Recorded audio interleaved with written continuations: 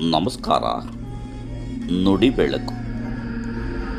ವಾಸುದೇವ ನಾಡಿಗ್ ಅವರ ಪ್ರಜಾವಾಣಿಯ ಅಂಕಣ ಬರಹ ಸಾಯಿಸುವ ಗತವ ಮೆಟ್ಟಿ. ಊರಿನ ಜನರೆಲ್ಲರೂ ಮಾತನಾಡಿಕೊಳ್ಳುತ್ತಿದ್ದರು.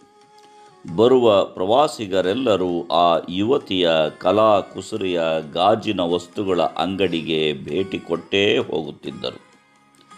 ಏನಿರಬಹುದು ಅಂತಹದ್ದು ಅಂತ.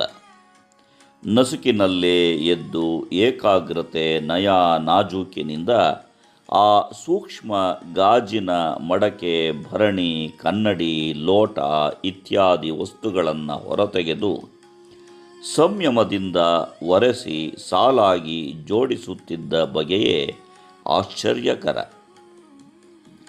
ತಾನೇ ಸ್ವತಃ ತನ್ನ ಅಪ್ಪ, ಅಮ್ಮ, ಅಜ್ಜ, ಅಜ್ಜಿಯ ಮೂಲಕ ಕಲಿತೆ ತಯಾರಿಸುತ್ತಿದ್ದ ಮತ್ತು ಹೊರದೇಶಗಳಿಂದಲೂ ತಂದು ಸಂಗ್ರಹಿಸಿ ಮಾರಾಟ ಮಾಡುತ್ತಿದ್ದ ಯುವತಿ ಇಡೀ ಊರಿನ ಅಚ್ಚರಿ.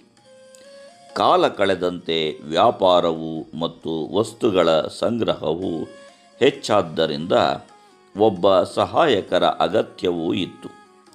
ಹೇಗೋ ಒಬ್ಬ ವೃದ್ಧನ ಪರಿಚಯವಾಗಿ ಅವನನ್ನೇ ಸಹಾಯಕನನ್ನಾಗಿ ಇಟ್ಟುಕೊಂಡಳು. ತುಸು ನಡುಗುವ ದೇಹದ ಆ ವೃದ್ಧನಿಗೆ ಭಯ. ಈ ಎಲ್ಲ ವಸ್ತುಗಳನ್ನು ಎತ್ತಿಡುವಾಗ ಎಲ್ಲಿ ಕೈಜಾರಿ ಬಿದ್ದು ಒಡೆದು ಹೋಗುತ್ತದೆಯೋ ಅಂತ. ಮನಸ್ಸು ಕೂಡ ಸದಾ ವಿಚಲಿತ. ನಿಧನ ಹೊಂದಿದ ಪತ್ನಿ, ಮನೆ ಬಿಟ್ಟು ಓಡಿ ಹೋದ ಮಗ, ಹೀಗೆ ನೆನಪು, ನೋವು. ಒಮ್ಮೆ ಹೀಗೇ ಆಯಿತು. ನಸುಕಿನಲ್ಲಿ ಎಲ್ಲ ವಸ್ತುಗಳನ್ನು ಜೋಡಿಸಿಡುವಾಗ ಸುಂದರವಾದ ಗಾಜಿನ ಹೂಕೊಂಡವೊಂದು ಬಿದ್ದೇ ಹೋಯಿತು. ವೃದ್ಧ ಓ ಅಂತ ಅಳುತ್ತಾ ಕೂತ.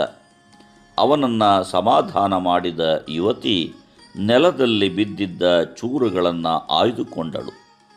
ಮರುದಿನ ಅಂಗಡಿಯ ಕಟ್ಟೆಯ ಮುಂದೆ ಸಾಲಿನಲ್ಲಿಯೇ ಆ ಒಡೆದ ಚೂರುಗಳ ಅಂಟಿಸಿ ಮತ್ತೆ ಅಣಿಗೊಳಿಸಿದ್ದಳು. ಚೂರುಗಳನ್ನು ಅಂಟಿಸುವಾಗ ಬಂಗಾರದ ಬಣ್ಣದ ಗೋಂದನ್ನು ಬಳಸಿ ಇನ್ನಷ್ಟು ಅಂದಗೊಳಿಸಿದ್ದಳು. ಬಿರುಕುಗಳನ್ನು ಚಂದಗೊಳಿಸುವ ಮಾರ್ಗವಿದು. ಸದಾ ನಮ್ಮನ್ನು ಕದಡುವ ಮತ್ತು ಗಾಯಗೊಳಿಸುವ ನೆನಪು ಸಂವೇದನೆಗಳಿಂದ ದೂರವಿರಲು ಮತ್ತೊಂದು ಕೆಲಸದ ಮೇಲೆ ಧ್ಯಾನ ಇಡುವುದು ಅಗತ್ಯ ಎನಿಸುತ್ತದೆ. ಆ ಯುವತಿ ಅಪಘಾತದ ಸರಣಿಯಲ್ಲಿ ತನ್ನ ಅಜ್ಜ, ಅಜ್ಜಿ, ಅಪ್ಪ, ಅಮ್ಮನನ್ನು ಕಳೆದುಕೊಂಡು ಖಿನ್ನತೆಗೆ ಜಾರಿದಾಗ ಅವಳಿಗೆ ಹೊಸ ಬಾಳಿನತ್ತ ಸಾಗಬೇಕಿತ್ತು. ಖಿನ್ನತೆಯಿಂದ ಬಿಡುಗಡೆ ಬೇಕಿತ್ತು. ಅಪಾರವಾದ ಸಂಯಮವನ್ನು ಬಯಸುವ ಈ ಕುಸುರಿ ಕಲೆಗಳನ್ನು ಹೊತ್ತು ಕಲಾತ್ಮಕ ವಸ್ತುಗಳ ನಿರ್ವಹಣೆಯನ್ನು ಆಯ್ದುಕೊಂಡಿದ್ದಳು. ಹಳೆ ಕೊರಗುಗಳನ್ನು, ಹಳೆ ಗಾಯಗಳನ್ನು, ಹಳೆಯ ಸೋಲುಗಳನ್ನು ಮರೆಯಲು ಈ ತರಹದ ಹೊಸ ಧ್ಯಾನಾಸಕ್ತ ಕೆಲಸದಲ್ಲಿ ಮುಳುಗುವ ಬಗೆಯನ್ನು ವೃದ್ಧನಿಗೂ ಕಲಿಸಿಕೊಟ್ಟಿದ್ದಳು.